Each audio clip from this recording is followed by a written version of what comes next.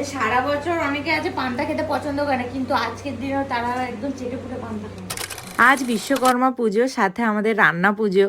তো মা সকাল সকাল উঠে পুজোর সমস্ত আয়োজন করে পুজো দিচ্ছিল, আর আরেক দিকে আমার গাড়ি পুজো করতেও চলে এসেছিল। আমিও সকাল সকাল উঠে স্নান করে গাড়ি পুজো করে নিয়েছিলাম। প্রতি বছরই বাবুদা সবার আগে আসে আমাদের বাড়িতে রান্না পুজোয় খেতে, কারণ বাবুদা এখান থেকে খেয়ে দোকানে যায়। তো সেরকমই এবছরও বাবুদা এসে আগে খেয়ে নিচ্ছিল। দেন আমি আর দিদিও বসে পড়েছিলাম একসাথে খেতে। আমাদেরও আর তস হয়েছিল না। এই পুজোর প্রসাদটা এতটাই আলাদা একটা রকমের খেতে হয় যে প্রত্যেক বছর আমরা অপেক্ষা করে থাকি রান্না পুজোর জন্য। এই প্রসাদগুলো পরে আর পাওয়া যায় না। এই প্রসাদের টেস্টটাই আলাদা। আমারও তো ভাজা ভালো লাগে না, ডাল চচ্চড়ি আর কুমড়োর চচ্চড়ি।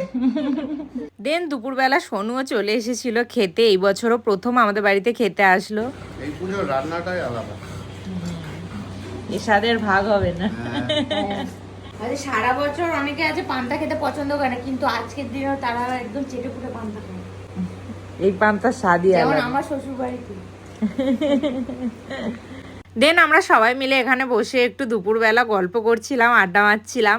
আর এখানে পিকুর সাথে সোনু একটু খেলা করছিল, আর এদিকে পোগো বসে বসে দেখছিল। তো তারপরেই চলে এসেছিল আমাদের বাড়িতে মাসি আর বড় মা। তো এবছর আমরা সবাই ফ্যামিলি মিলে খুবই এনজয় করেছি। অঙ্কনদা রাত্রিবেলা খেতে এসেছিল, কারণ অঙ্কনদার অফিসে প্রতি বছরই পুজো থাকে। তো ভ্লগটা কেমন লাগলো অবশ্যই জানিও।